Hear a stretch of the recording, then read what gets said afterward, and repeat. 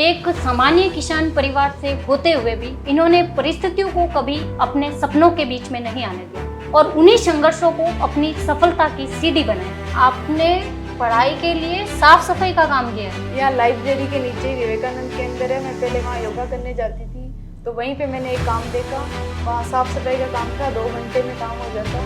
मतलब ब्याज से पैसे लेकर के 10,000 और आपको अकेडमी में रनिंग की तैयारी के लिए भेजा। आपके कभी मन में नहीं आया कि अब रहने देती हूँ यार, नहीं लगेगी गवर्नमेंट जॉब, अब बस बहुत हो गया, अब मुझसे नहीं होगा, ये ऐसा कभी आपके मन में नहीं? कभी कभी जब ज़्यादा थकान हो जाती तो भी मम्मी पापा का चेहरा सामने रहता कि वो अपने लिए मेहनत कर रहे हैं, तो उनके लिए कुछ करना चाहिए। मैं शून्य पे सवार हूँ, मैं बेदब सा खुमार हूँ, अब मुश्किलों से क्या डरूँ, मैं खुद कहर हजार हूँ, मैं शून्य पे सवार हूँ, मैं शून्य पे सवार हूँ। असीम सौंदर्य और पवित्रता की प्रतीक मारवाड़ की इस धरा से मैं कांता गहलोत आप सभी का सिलेक्शन हब के इस पॉडकास्ट में हार्दिक स्वागत और अभिनंदन करती हूँ, जहाँ पर आज एक ऐसी शख्सियत से मुलाकात करने वाले हैं जिन्होंने परिस्थितियों को कभी अपने सपनों के बीच में नहीं आने दिया। तो स्वागत करते हैं लेडी सिंगम प्रियंका जी का।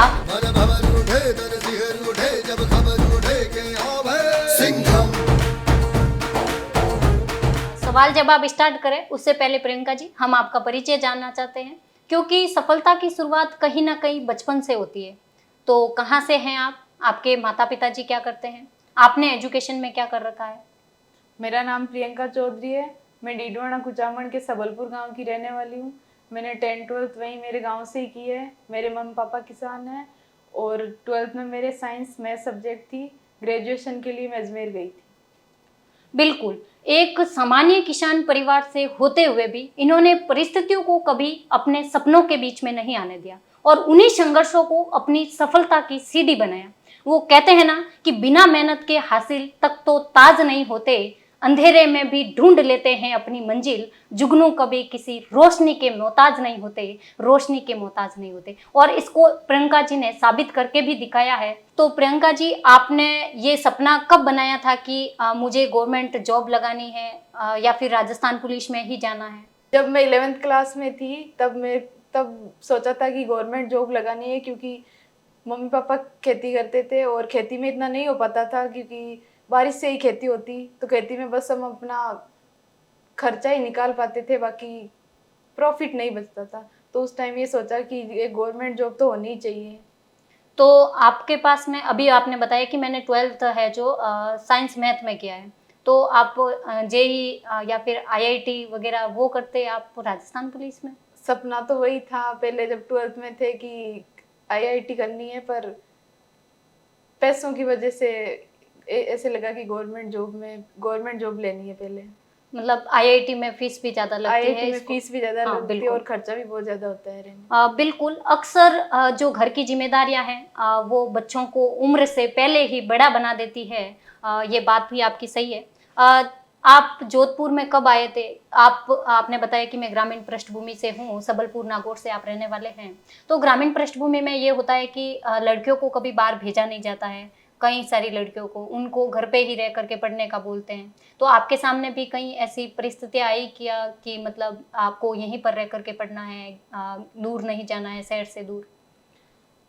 जब 12th की तो उसके बाद में ग्रेजुएशन के लिए फॉर्म फिल किया था मैंने, तो मेरे को जीसीए कॉलेज मिल गई थी। तो मम्मी पापा ने भी बोला कि ठीक है, ग्रेजुएशन कर लेना और वहाँ कंपटीशन की तैयारी भी साथ साथ कर लेना। तो फिर जोधपुर कैसे आए थे फिर आप? जोधपुर 2023 में जब मेरी ग्रेजुएशन हो गई तो अनुप्रति कोचिंग योजना में मेरा सिलेक्शन हो गया, मेरे को कोचिंग मिल गई थी।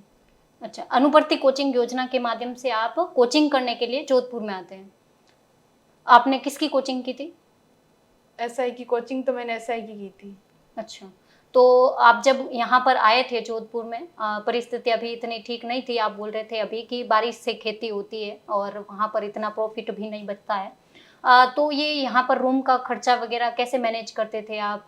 रूम का रेंट भी यहाँ पर सिटी के अंतर्गत काफ़ी होता है, तो कितना क्या आपका रूम रेंट वगैरह आप कैसे मैनेज करते थे?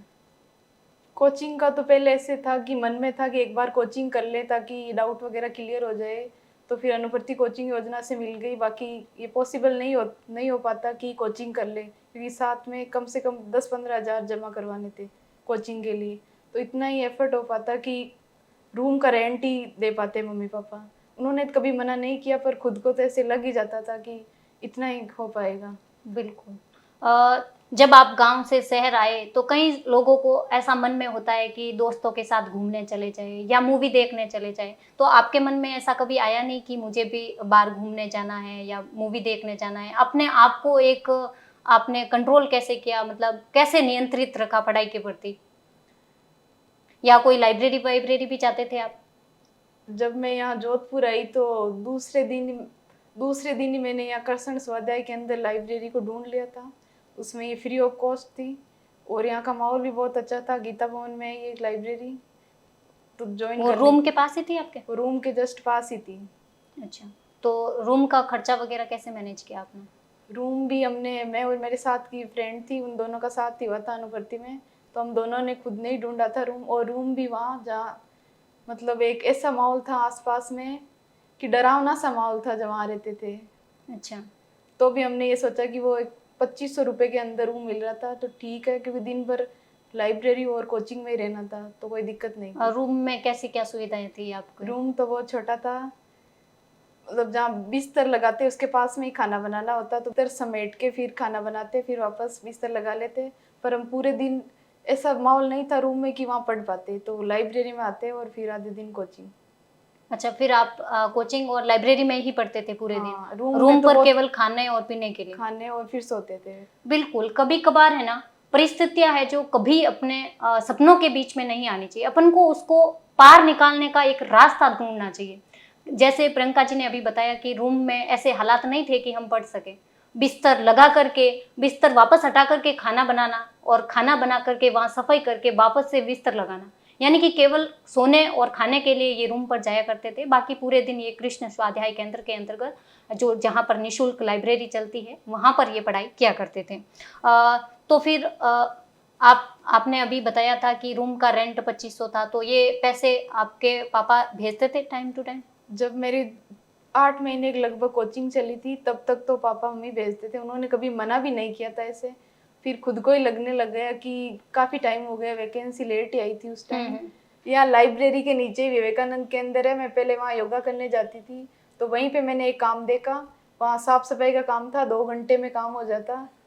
आपने पढ़ाई के लिए साफ सफाई का काम किया है? मतलब देखो बच्चों, मतलब अपना रूम का खर्चा चलाने के लिए पापा पे भार नहीं हो, इसके लिए इन्होंने साफ सफाई का काम करते हुए भी लगातार अपनी स्टडी जारी रखी, और रिजल्ट आपके सामने है। अगर प्रियंका जी इन परिस्थितियों में भी साफ सफाई का काम करके, झाड़ू पोछे का काम करके भी अगर सफलता हासिल कर सकते हैं, तो आप क्यों नहीं कर सकते हैं? तो प्रियंका जी, आप जब लाइब्रेरी में पढ़ते थे लगातार 10 घंटे, 12 घंटे, 15 घंटे भी हो जाते होंगे, चाहे कभी बार इससे भी ज़्यादा भी हो जाते होंगे, तो आप थकते नहीं थे? इसके लिए क्या योग मेडिसिन कुछ करते थे? हाँ, सुबह सुबह मैं विवेकानंद केंद्र में योग करती थी, और विवेकानंद केंद्र से भी मेरे को काफ़ी अच्छा एनवायरनमेंट मिला है। वहाँ एक फैमिलियर की तरह से नहीं कि मैं काम करती थी तो भी मन होता तो कभी दिक्कत होती थी, कोई मना भी नहीं करते, सपोर्ट भी फुल मिला है। बिल्कुल। अगर आप अच्छा काम करते हैं तो भगवान भी आपके सपोर्ट करते हैं, और यही ऐसा भी वातावरण अपने प्रियंका जी को भी मिला है यहाँ पर। तो आप अच्छा काम करोगे तो आपके लिए भगवान भी वो कहते हैं ना कि कर्म अच्छे करोगे, कर्मेव कुरु कर्मशु कौशलम, कर्म करते जाओ, लेकिन आपको फल एक दिन जरूर मिलेगा। कि शहरों की इस चक्काचौंध में पुश्तैनी मकानों के ताले किसने देखे हैं, कोटियों के इस चमकते मार्बल में झुग्गियों के झाले किसने देखे हैं, ये मुकाम जो इन्हें आज हासिल हुआ है ये तो खुशनसीबी और मेहनत है इनकी, बाकी आंखों के नीचे ये काले गड्ढे और पैरों के छाले किसने देखे हैं। हमारे समाज की एक ऐसी विडंबना है कि यहाँ पर प्रयास नहीं देखे जाते हैं, यहाँ पर केवल और केवल सफलता देखी जाती है। ये हमारे समाज के अंतर्गत होता है, चाहे उसके लिए उन्होंने कितने भी कैसी भी परिस्थितियों से गुजरा हो, क्या क्या प्रयास उन्होंने किए हो, लेकिन प्रयास नहीं, यहाँ पर केवल सफलता देखी जाती है। मेरा प्रश्न है प्रियंका जी आपसे एक, कि इतनी गंभीर परिस्थितियों के बावजूद भी आपके कभी मन में नहीं आया कि अब रहने देती हूँ यार, नहीं लगेगी गवर्नमेंट जॉब, अब बस बहुत हो गया, अब मुझसे नहीं होगा, ये ऐसा कभी आपके मन में नहीं आया? कभी कभी जब ज़्यादा थकान हो जाती तो माइंड में तो ऐसे आता ही, फिर तो भी मम्मी पापा का चेहरा सामने रहता कि वो अपने लिए मेहनत कर रहे हैं तो उनके लिए कुछ करना चाहिए। बिल्कुल, यही फ़र्क होता है। कुछ लोग तो मुश्किलों को देख कर के रुक जाते हैं और कुछ लोग मुश्किलों को ही अपनी सफलता की पहली सीढ़ी बना लेते हैं और इन्हीं परिस्थितियों में रह कर के उदाहरण आपके सामने है। तो आप भी है जो कैसी भी परिस्थिति हो जाए, लेकिन आपको किसी भी हालत में करना है और ये स्टोरी इस स्टोरी से आपको ये भी समझ में आ रहा है। और मेरा अगला प्रश्न है प्रियंका जी आपसे, कि नागौर और जोधपुर से काफ़ी दूरी भी है, तो कभी घर की याद नहीं आती थी आपको? ऐसे नहीं लगता था कि मुझे घर जाना है, या फिर कितने दिनों बाद आप घर जाते थे या कितने महीनों बाद में? जोधपुर आने के बाद मैं यहाँ 3 साल रही, तो 3 साल में लगभग 7 से 8 बार ही घर गई थी। और 3 सालों में केवल 7 से 8 बार घर पे गए जी, और फिर घर की याद नहीं आती थी? याद आती, पर एक जिम्मेदारी थी कि यहाँ जॉब लगनी है। और मेन रीजन ये था घर जाने का कि वहाँ जाते ही लोग ये नहीं पूछते तू किसकी तैयारी कर रही है, तेरी स्टडी कैसी चल रही है, बस यही ताने सुनने को मिलते, इतनी बड़ी हो गई है शादी कब करोगे। घर वालों को यही लोग बोलते हैं। अच्छा, मतलब जब आप घर जाते तो ये सुनने को मिलता कि अब बेटी बड़ी हो गई है तो अब शादी कर दी जाए। तो आप उस समय जब, यानी कि समाज जब इनके शादी की तैयारी कर रहा था, तब ये यहाँ पर अपनी सफलता की तैयारी कर रहे थे।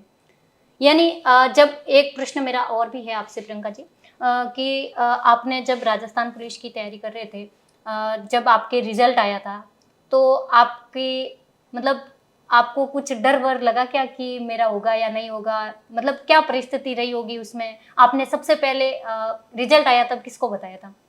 डर तो लग रहा था कि क्या पता होगा या नहीं होगा। पेपर तो बहुत अच्छा हुआ, उसके बाद भी मन में डर तो रहता ही है रिजल्ट आने से पहले।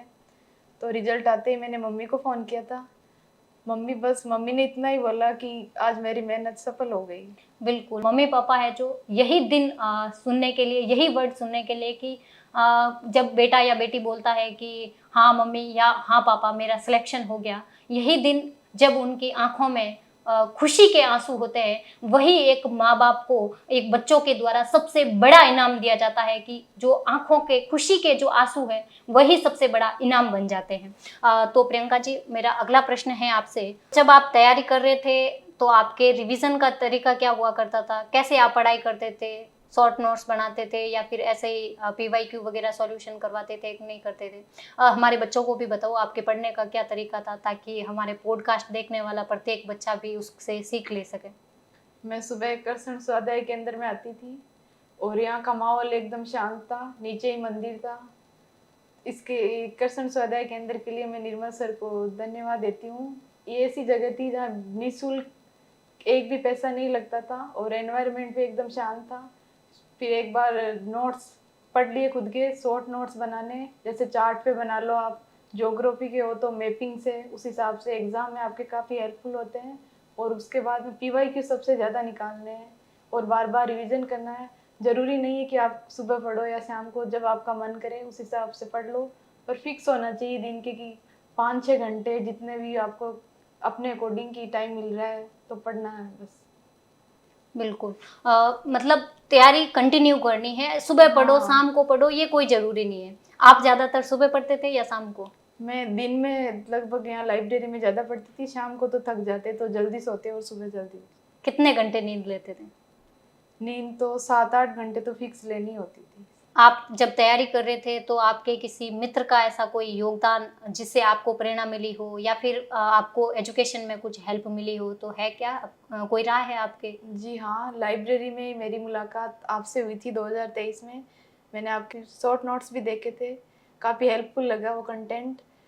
और करंट अफेयर्स के लिए भी आपके ही शॉर्ट नोट्स लिए थे मैंने। और उस समय आप यूट्यूब पे क्लासें लेते तो वो भी मैंने ली थी। और अभी भी कंटिन्यू सिलेक्शन अब पे जैसे आप करंट अफेयर्स की क्लासें ले रहे हो तो वो भी मैं ले रही हूँ। मतलब आपने यूट्यूब से करंट अफेयर तैयार किया?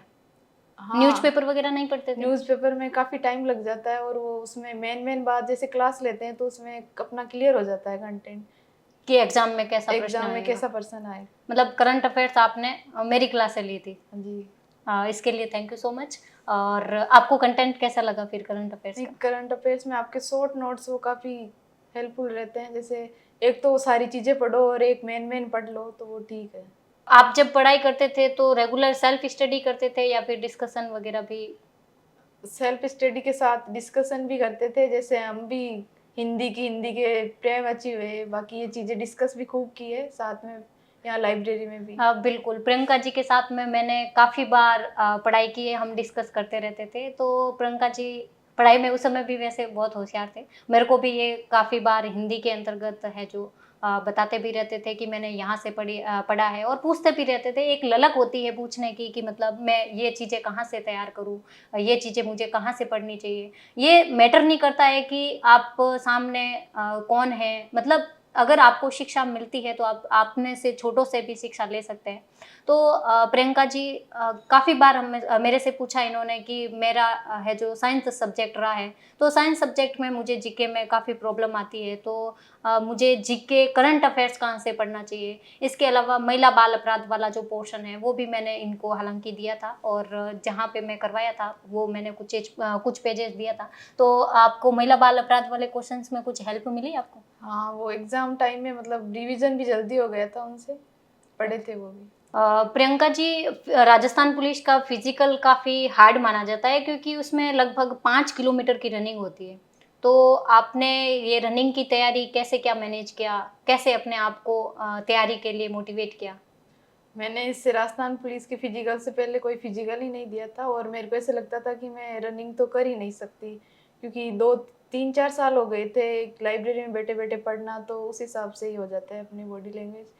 तो फिर उसके लिए मैंने 1 2 बार यहाँ मैं गई भी थी पार्क में या दौड़ करने, तो मेरे से नहीं हुई थी। फिर मैंने मम्मी से पूछा तो उन्होंने कहा नहीं हो रही है तो कोई अकेडमी ये ज्वाइन कर लेती हूँ। मैंने पूछा था तो उन्होंने कहा कि पैसों की कोई दिक्कत नहीं है, ठीक है कर लो। तो फिर मैं उसके लिए 10,000 रुपये लगे थे मेरे 1 महीने के, तो वो भी मम्मी ने ब्याज पे ही लेके दिए थे, घर वालों ने। मतलब ब्याज से पैसे लेकर के 10,000 हाँ, और आपको अकेडमी में रनिंग की तैयारी के लिए भेजा। क्या एक बात महीने है!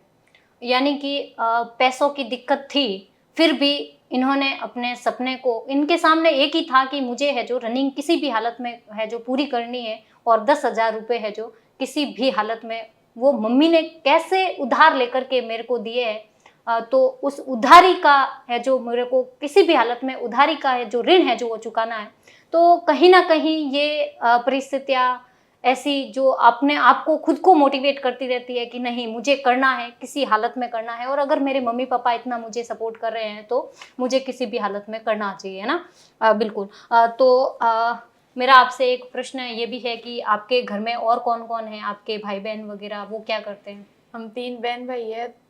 भाई है जो मार्बल का काम करता है, और बहन की अभी स्टाफ नर्स में जॉब लगी। हम दोनों के लगभग 1 2 महीने का गैप है, दोनों के साथ में ही लगी। क्या बात है! 2-2 खुशियाँ एक ही टाइम में। हाँ, दो दो पहले जो प्रॉब्लम थी वो साथ में थी, अब दोनों दोनों की लग गई। जब आप दोनों की जॉब लग गई तो घरवालों में क्या खुशी का माहौल था? क्या बोला था मम्मी-पापा ने? उनका यही था कि दोनों की जॉब लग जाए तो उनकी मेहनत सफल हो जाए, बस। बिल्कुल, मम्मी-पापा का यही सपना होता है कि मेरा बेटा और बेटी है जो सक्सेस हो जाए, और वो है जो गवर्नमेंट जॉब लग जाए, और यही इन्होंने भी करके दिखाया है। प्रियंका जी, मेरा एक अंतिम प्रश्न है आपसे कि अगर ये पॉडकास्ट आपके मम्मी-पापा भी आज देख रहे हो, तो आप अपने मम्मी-पापा के लिए क्या कहना चाहोगे? मम्मी पापा ने जो मैं हम दोनों बहनों के लिए किया है, मतलब उनको भाई तो उन्होंने तो पहले ही पढ़ाई छोड़ दी थी, तो उनका यही था कि चाहे बेटी पढ़े चाहे बेटा, उनके मन में ये नहीं आया कभी कि हम बेटा तो नहीं पढ़ रहा बेटियां पढ़ रही है। समाज वाले तो ये कहते भी थे कि भाई तो पढ़ ही नहीं रहा है, बहनें पढ़ के क्या करेगी। तो उनको जवाब तो हमारी जॉब लगने के बाद ही मिल गया। तो मम्मी पापा ने कभी भी पैसों की दिक्कत से हमें पढ़ाई से दूर नहीं रखा। सिस्टर ने भी नर्सिंग की तो वो भी चुरू ही रही थी, बाहर ही रही थी। तो रहने का खर्चा घर वाले ही मैनेज करते पहले, वो तो बाद में हमने किया था कुछ।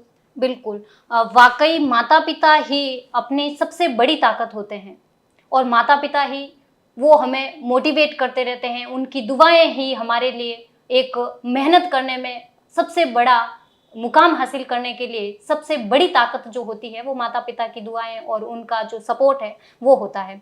तो प्रियंका जी, ये संघर्ष तो वैसे चलते रहते हैं, और संघर्ष अपने जीवन का एक पार्ट होते हैं, क्योंकि एक सक्सेस स्टोरी के पीछे हमेशा स्ट्रगल होता है। स्ट्रगल के बिना वो स्टोरी भी सक्सेस नहीं मानी जाती है, क्योंकि मंजिलें क्या है, रास्ते क्या है, अगर हौसला हो बुलंद तो ये फासला क्या है। प्रियंका जी, आपका बहुत बहुत धन्यवाद। आपकी जो ये कहानी है जरूर हमारे युवाओं को प्रेरित करेगी और उनके सपनों के लिए कुछ ना कुछ उनको ये सीख जरूर मिलेगी। और आपने आज ये साबित कर दिया है कि परिस्थितियां चाहे कितनी भी विपरीत क्यों ना हो, अगर हौसले बुलंद हो तो एक ना एक दिन है जो जो सफलता की सीढ़ी तक पहुंच सकते हैं। परिस्थितियां का कोई भी मायने नहीं रखती है। यानी कि आपका जो गोल है, आपका जो सपना है, वो अगर सर्वोपरि होता है ना, तो तारीफें या फिर कोई आपको ताने दे रहे हैं तो वो कोई मायने नहीं रखते हैं। तो आपको आशा है कि ये पॉडकास्ट पसंद आया होगा और ऐसे ही पॉडकास्ट में अपन और मिलते रहेंगे किसी नई कहानी के साथ में। वो पॉडकास्ट आपका भी हो सकता है, आपका भी हो सकता है, या आप जो सुन रहे हैं उन विद्यार्थियों का भी अगला पॉडकास्ट हो सकता है। मैं चाहती हूँ कि अगली बार प्रियंका जी की जगह पर आपका पॉडकास्ट मैं करवाऊँ। तो आप सभी से आशा है कि आप लोगों को ये पॉडकास्ट पसंद आया होगा। तो मैं हूँ कांता गहलोत और आप देख रहे थे सिलेक्शन हब पर पॉडकास्ट। तो मिलते हैं अपन ऐसे ही किसी नई प्रेरणादायक स्टोरी के साथ में। तब तक के लिए धन्यवाद। राम राम, जय हिंद।